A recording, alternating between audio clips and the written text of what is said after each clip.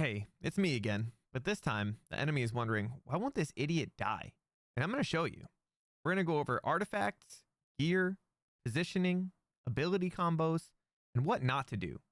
But do me a favor, leave a comment below with how many times the shot caller and this quad call my name.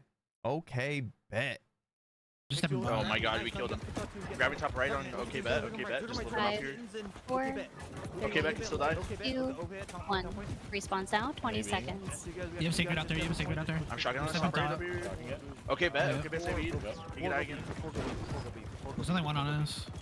I'm going back to the 10 seconds. Come on. 5, 4, 3, 2, 1. Respawns now, 20 seconds. We're losing D. Shotgun spot center. Okay bet. ZB, no stam.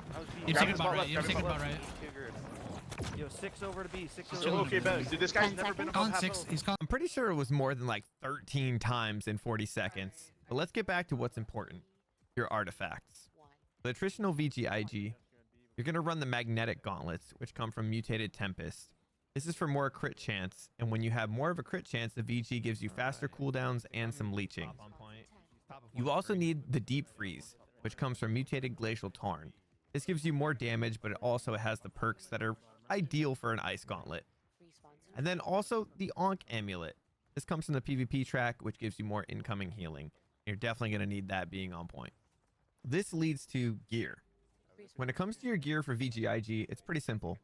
You run the full Frigid Dawn from the Glacial Tarn mutated dungeon, or you run full Hoplite heavy gear from the Hive of Gorgon.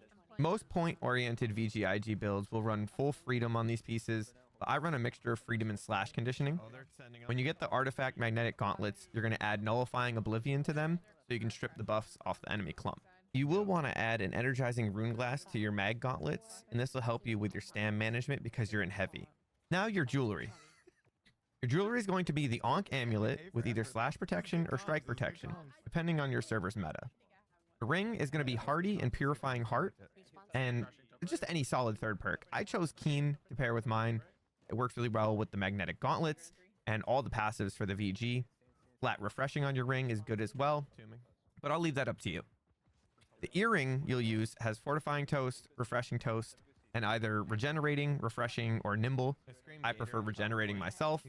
Again, if you've seen our bruiser video, it just pairs really well together. On to the weapons. Your weapons are very simple. You're going to run the Deep Freeze artifact, which comes from mutated Glacial Tarn.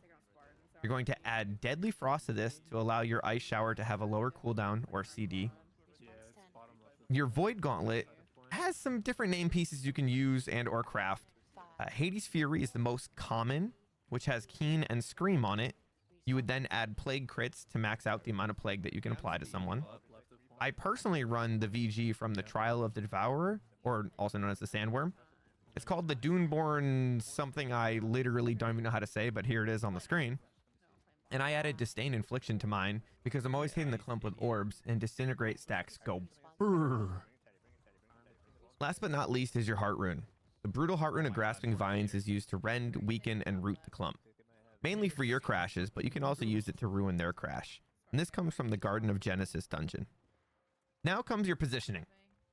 Ideally, you'll be working with your bruisers and go wherever they go. You are a debuff bot and a crowd control bot. So your job is to constantly debuff the enemies for your bruisers to be able to beat them up. Work around the point to free space and try not to be in the way of your bruisers. You will get schming-bopped for body blocking a bruiser who's trying to charge out of the fight. Like, they will straight up yell at you, and you're not here for that. So work within your quad if there's enemies, but keep an eye out if they start posturing up, because the bruisers will crash on you and they will kill you. So play your life on the point, but the most important thing is to get your ability combos out there.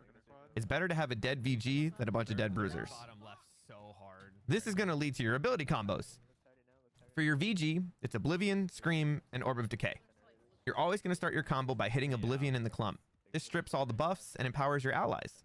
So then after that, you can Scream to root and further plague the clump. You back up and you dump Orb of Decay into the main ball. This will reset your cooldowns and you'll have Oblivion back up almost on the hit of Orb. If not, just light attack a couple times and you're good to go again. Don't be scared to use these abilities as often as possible. you want to be plaguing and debuffing literally everything you see. So don't wait for the perfect time because there will never be one. Now, your IG abilities. This is going to be your Ice Shower, your Ice Storm, and your Ice Tomb. Tomb is your get out of jail free card. It will purify you of all debuffs and allow you to regain stamina or anything that's going on or block damage, right? The Ice Storm is to be placed in your quad to slow enemies, which adds more damage to your bruisers and just kind of irritates people. Then finally is your Ice Wall. This is used for holding space and or locking the enemies into the crash. If you can Ice Wall the side of the clump in which your point is, I'll put a graphic here. If you put your Ice Wall there, that will ensure that they can't get out of the crash out of your part of the quad and secure more kills for your army. Now for your attribute split. I run 350 con to be tanky, 50 focus for reduced cooldowns plus incoming healing, and the rest of my points go into int. This will vary depending on 700 gear score or 725. Now, here's what not to do. Do not put your Oblivion out in Narnia. We call these lawn mowers because when you put your Oblivion down, it deletes all the grass in the area. I've seen a lot of VGs in wars sit far outside the clump because they're so scared to die, and they'll just be dropping Oblivion on nothing. All you're doing is stripping the map of grass, not debuffing your enemies, not stripping their buffs. You're just doing nothing. And then you're shooting orbs into the clump from your Oblivion to stat pad. Nobody cares about a stat padding VG. You want to be there debuffing. So please do not do this. Thank you guys so much for watching. I'm live every day on Twitch if you want to discuss things further. Again, this isn't the best in slot everything. This is just to get you into a roster and fighting for a slot. There are other ways to run VGIG with other artifacts, but this is what's generated the most success for me. So good luck out there, guys. And if this helps you out, let me know. Yeah, screamed. Oh, they're coming. They're crashing. I got crashed on. Even if you got it.